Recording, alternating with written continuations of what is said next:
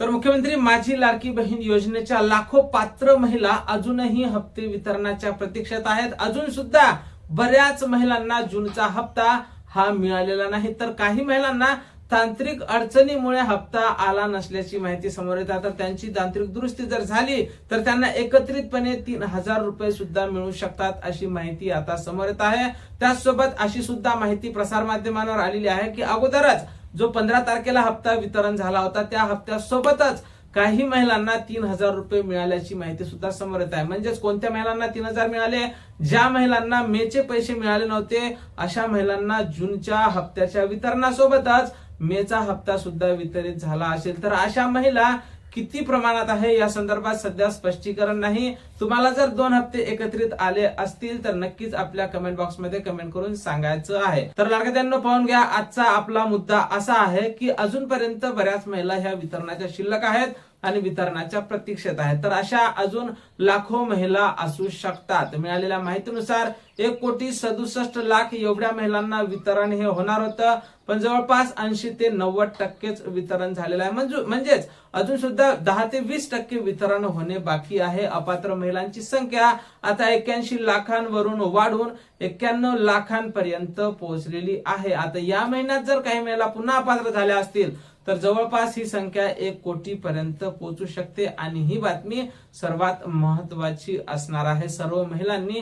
या गोष्टीकडे गांभीर्याने लक्ष द्यायला पाहिजे. आपण या हप्त्यासाठी पात्र असण्यासाठी जे जे काही निकष आपल्याला लावून दिले होते त्या निकषाचं उल्लंघन करता कामा नये. तुमच्या कुटुंबात कोणीही सरकारी कर्मचारी नसलं पाहिजे, तुमच्या कुटुंबात 4 चाकी वाहन नसलं पाहिजे, कुणी इन्कम टॅक्स भरणारा नसला पाहिजे. असे बरेच निकष होते जे काही आपल्याला लावून दिले होते. त्या सर्व निकषात जर तुम्ही बसत असाल तर निश्चितच तुम्हाला लाडकी बहीण योजनेचा हप्ता हा मिळणार आहे. मग तांत्रिक अडचणीमुळे अपात्र झालेल्या महिलांचं काय? तांत्रिक अडचण म्हणजे काय? तर काही महिलांची केवायसी राहिलेली असेल, काही महिलांचं बँक डिटेल व्यवस्थित नसेल किंवा काही महिलांच्या काही नावात प्रॉब्लेम असेल, तर अशा कारणाने जर काही महिला शिल्लक राहिल्या असतील, अशा महिलांना जर हप्ता आला नसेल तर त्यांनी काय करायला पाहिजे अशी माहिती समोर येत आहे की या सर्व निकषाची तपासणी पुन्हा चालू केलेली आहे.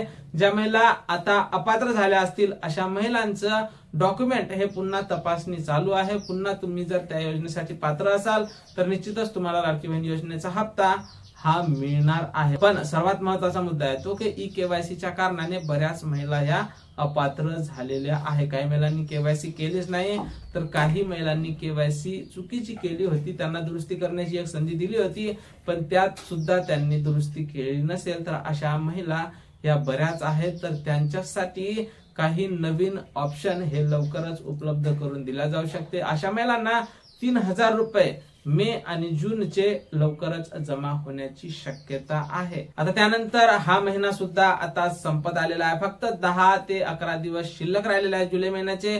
त्यामुळे जुलै महिन्याच्या हप्ते वितरणासंदर्भात सुद्धा लवकरच अपडेट घेऊन आम्ही तुमच्यापर्यंत पोहोचवणार आहोत आपल्या व्हिडिओच्या मार्फत. त्यामुळे लाडक्यांनो केवायसी संदर्भात असो किंवा नवीन लाडकी बहीण योजनेचे अर्ज भरण्यासंदर्भात असो किंवा जुलै हप्त्याच्या वितरणासंदर्भात असो, जशी काही नवीन माहिती नवीन अपडेट आपल्याकडे उपलब्ध होईल सर्वप्रथम आपल्या चॅनलवर तुम्हाला अपडेट ही पाहायला मिळणार आहे. त्यामुळे तुम्ही जर नवीन असाल तर नक्कीच आपल्या व्हिडिओला लाईक करून चॅनलला सबस्क्राईब करा. भेटूया पुढच्या एका नवीन व्हिडिओमध्ये महत्वपूर्ण माहिती सोबत. जय महाराष्ट्र.